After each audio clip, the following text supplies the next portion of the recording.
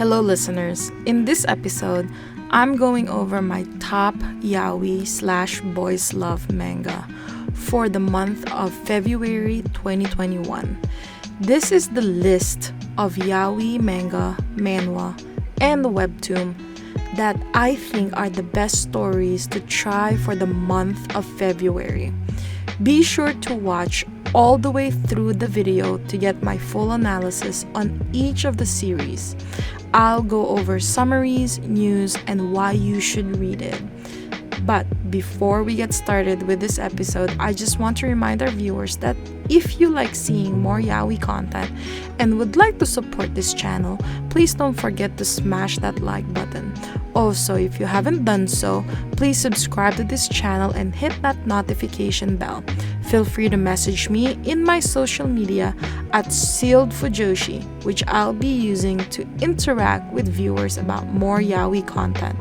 If that's something that interests you, feel free to follow me at ZEALED FUJOSHI. Finally, this video will contain a lot of explicit content.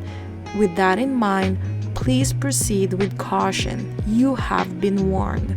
Now, without further ado, let's jump into the first series of my list. Love or Hate. Writer is Youngha. But Baekdam's art is so freaking gorgeous. I've sung my praises about this illustration, but this series, I love everything from the background to the character expressions to the coloring. I mean, come on. Even Haesoo's resting neutral face made me stop to admire the talent of Baekdam's art. My gosh. Haesoo is a writer who's secretly in love with a famous actor named Jiwon in this series. The two of them go way back. Their parents got married when they were in their teenage years. This led to a very toxic relationship between Haesoo and Jiwon.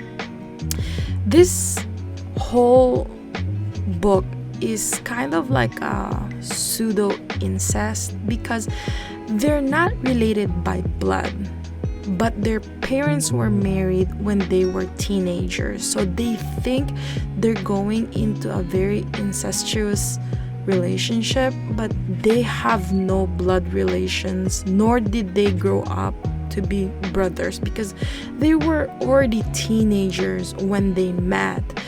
But as circumstances came up to them, they grew up, and it's been years since they last saw each other.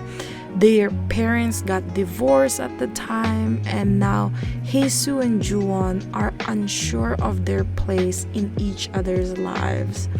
Then came along the photographer K, and he becomes intertwined in Haesoo's life.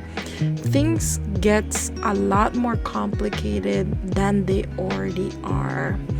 I think that the reason why I love this book so much is because Haesoo is one of the most complex manhwa characters I've read about. I'm completely transfixed by the author's portrayal of his thoughts and his emotions. I'm almost glad I knew nothing about this manhwa going in. At face value, a story surrounding a love triangle involved in a very toxic relationship would quickly turn me away, but it turns out that Haesoo's backstory pulled me in and I was hooked. While I was reading this, I couldn't tell you who he'll end up with. Every character is so well developed, really well, with interesting characteristics to uncover. This is filled with so much toxicity though, but the love triangle is so freaking juicy.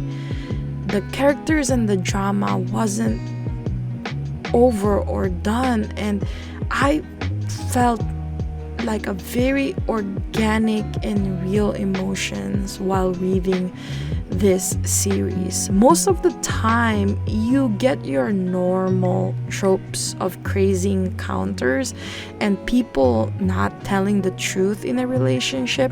So the honesty in the manhwa is very refreshing. Outside the sex, though, it's actually a story that is worth reading and digging yourself into. There's around 100 chapters of this manhwa, so it's quite a long read. But trust me, love or hate is pretty addicting, and that is not a lie. Now, to the second one on this list is BJ Alex. This is a very smutty series than I expected. It's like way, way, way smuttier. There is a lot of rated 18 plus stuff going on in this series, but I can't give up reading it. I'm so incredibly impressed with the way the artist has matured both boys throughout the series. The more I read, the more that this series has a big place in my heart, not only for Jiwon and DG and even the second couple, which is Chanwoo and MD. I feel such a connection to this character, and I don't know, I just feel like I know them. It's kind of hard to explain, but the series is really addicting. The art, the story, the sex scenes, the romance, everything is done so well. So a little background on this story is Jiwon is just your typical asshole jerk of a love interest that exists in so many romance novels and yaois and just basically everything. He has a backstory that explains that in the very end, he's really a sweet guy. Dong-Gyun or DG is a precious angel. He's literally the sweetheart of this series. He's shy, he's a virgin, and he's got a thing for a camboy or a broadcast jockey, which is of course Jiwon.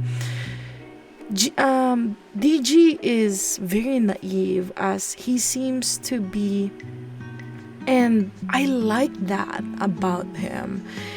He's got that innocent Bambi vibe, and he can be kind of a pushover, but he's not stupid and has his strong moments in this series. My favorite though is Chanwoo. He's super cute, a little bit of a freak, but I also love his moment in this wonderful series. I really enjoyed the progression of Jiwon and DG's story. They're so damn cute, and I'm just warning you guys that their relationship is very toxic at first, but I feel like the toxicity wasn't overly romanticized and it turned out really well. I do have to tell you that I literally tossed myself to the floor at one point because I was freaking out on their progression. But if I had one word to describe this whole story, that would be excellent. The first 12 chapters really weren't that great, but man, after that chapter, the story took a big turn. BJ Alex does not give you any bullshit you'd expect in a typical yaoi series. There's no unnecessary drama or a jealous friend or any of the usual cliches. The guys are portrayed like they should be normal human beings who just happens to love the same gender. This series touches on very real topics like homophobia, acceptance of self, and struggling to find people who accepts you as well. The characters and their motivations were well fleshed out well. Their relationships feel natural and they make sense. There's no weird Stockholm syndrome ripeness going on here. And the emphasis on using contracts and consent with the BDSM couple was amazing. The usage of the lubes and the condoms is something most boys love or yaoi skip out on, but BJ Alex doesn't disappoint. There's many steamy scenes and they are all done right. The art is phenomenal. I really like how the characters were drawn and very realistic. Having moles and birthmarks, I really like how it was black and white because it was very keen in the eye. And then you have their big moments where the author includes color and it just really sets the scene, especially on important moments, right? So there are a few panels that are colored. I really like the story and I highly recommend this series to anyone, especially if you're into BDSM or any camboy genre kind of thing. It's definitely very high on my recommendation list. The third one on this list is a little bit hard to pronounce, but I will try to say it to the best that I can. The third series that I highly recommend is called Takaneno Hanawa Chirasaretai. The setting of this series is an Omegaverse in the viewpoint of an Omega named Yukishita. I really like this author and have read most of their works. If I'm not mistaken, this is their first Omegaverse. It's really cute, fluffy, and dark at the same time. I love how straightforward the uke Hana is about his feelings, and the seme Renjaku did tick me off a couple of times, but all in all, he was fine. Warning though, there is some crass language for you sensitive souls out there, but I am in love with this manga. The art piece, my gosh, it's so beautiful. It's unconventional, but I am certainly proud of this piece. The Omega is a late bloomer who has his first hit after developing a crush on the Alpha. And the Alpha is Aseme, and their worlds are apart and he's uninterested in much aside from his work. So we are led to believe, right? And there's a third character here that really made me uncomfortable, and it's just a little bit of a warning to the sensitive people out there, because there is a brother in this story that is just added to add more drama to the series. And I'm not a big fan of this brother because, one, he's lusting over his biological sibling for the past 10 years, and number two, he's basically tried to rape the uke, which is Hana, twice in this series. So if that's not something that you are interested in, definitely skip the series. But the plot feels like it is fast. This is one of those quick reads, and I feel like it needs a little bit more of an explanation. especially on Renjaku's side, because he has so much hatred in this series, and I feel like it wasn't really discussed a lot. Also, there's the backstory regarding Hana's past with his brother and his family, and it's really fast because suddenly the family is really accepting of him, and it feels like he's getting married really fast, and it's a little bit off base. But when the time that Renjaku talked about his past and his hatred for pairing in this Omegaverse, I feel like it didn't really explain a lot on how Renjaku developed his feelings. But the ending was okay, but I am hoping that there would be continuation of this series, because this author is known to adding side stories to the main story. But if you're one of those folks that's into Omegaverses that is hoping that the couple would get pregnant, this couple does not get pregnant in this series. I don't know how they never got pregnant, but they don't get pregnant in this series. Maybe that's one of those things that the author might add, if the author does decide to add more chapters to the series. But for me, altogether, I think that this was satisfactory. It's just the plot that I feel was a little bit dry.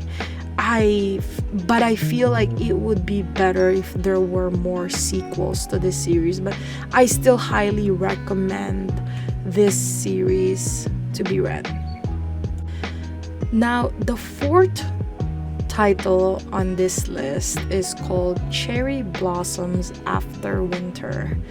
And I'm telling you guys right now, this series nearly killed me with all the cuteness and fluff, because the art style is everything in this series. The whole story is divided into 3 seasons, and in my personal opinion, my favorite one would be the first one, because I feel like the last 2 seasons were made with pure intention to torture the readers with excessive cuteness and yes, skinship. There, I warned you. This series originally started as a shonen ai, but since season 2 and 3 were added and there was a lot of sexy scenes, they changed this to yaoi, and thus this series goes to this list. The story is based on 2 characters, Haebom, who is way too sentimental and soft, and Taesung, who is way too aloof and awkward. Haebom has been living together with Taesung and his mom ever since the passing of Haebom's mother when he was still a little kid. And I'm just warning you right now, the kid versions of Haebom and Taesung are what made me go crazy. And I just had to put this manhwa down several times because I had to breathe. This series is so freaking cute. And no, they were not brought up like siblings. Haebom was well aware of the fact that he was eligible to move out, and that he was just staying with his mom's friends. So Taesung and Haebom were never brought up like brothers. But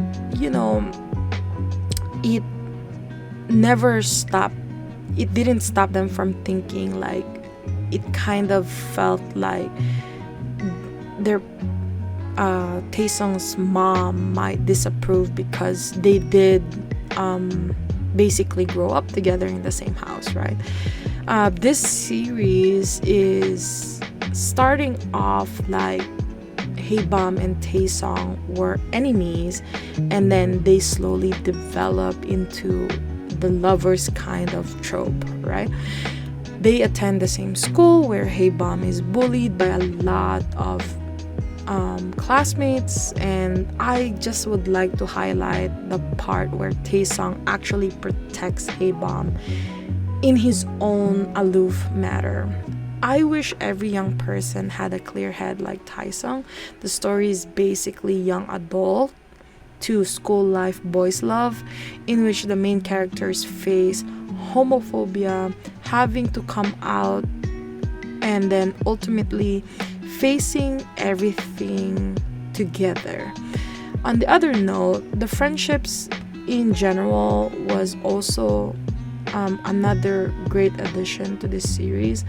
I love seeing Haebom go from shy and timid to being much more confident and relaxed. His interaction with Taesung were everything for me to add this series in this list. And there were his interactions with their mutual friend groups too. That was very adorable. I highly recommend this series if you are a big fan of a slice of life kind of story. Now, to the last one for this top 5 highly recommended series to read for the month of February is going to be a series called Window to Window. I just have a warning for you guys because this series is literally 90% porn, and the remaining 10% had some cute moments between the couple. And I guess I didn't passionately hate it, but you know, I'm weird like that. The whole idea of the series is, you know, they're cute, they were childhood friends, and then they ended up going to college together. They ended up living next door to each other, and their windows are opposite to each other. Adorable, right? I'm gonna skip to the final scenes and just give you guys that the flashbacks and learning about the characters were okay in this series. The thing that really made me like this series a lot though was the fucking hot scenes and the itsy bitsy cute moments that's sprinkled here and there. It doesn't have much of a plot. Like I said, it's basically 90% fucking. But what stood out the most to me was the art.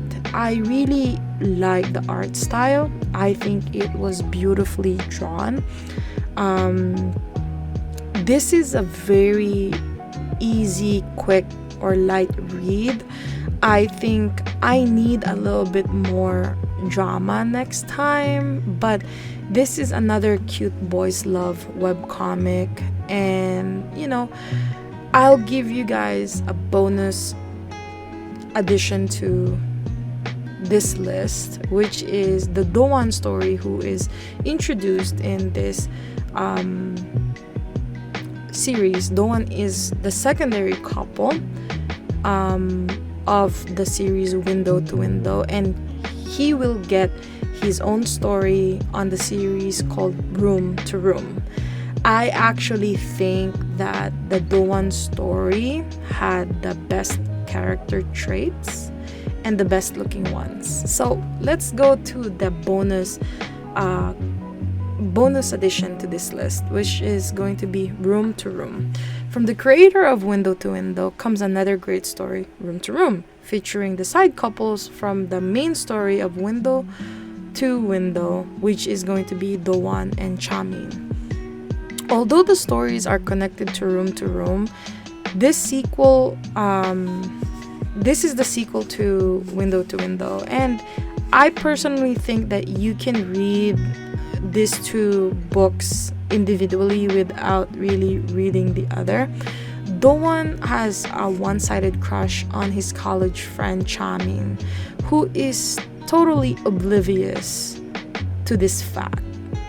Chamin is straight while Dohwan is gay. They've been living as roommates for a year peacefully until Chamin gets dumped by his girlfriend. He gets drunk and has issues sleeping, and hence to comfort Dohwan lets Chamin sleep with Dohwan. And then the problems start because Chamin is in his sleep. And during his sleeps, he demands to have sex with Dohwan. And the innocent Dohwan agrees, thinking that Chamin was finally accepting his love. However, Chamin seems to act like nothing happens the next morning. Things go on like this for a while until one day Dohwan discovers that this is a sleeping disorder called sexsomnia, where the affected person seems to be sleepwalking, but instead they engage in sexual activities and forget everything the next day. I think I have spoiled the series enough, so I wouldn't say anything more. Go read it on your own. It's a really interesting series.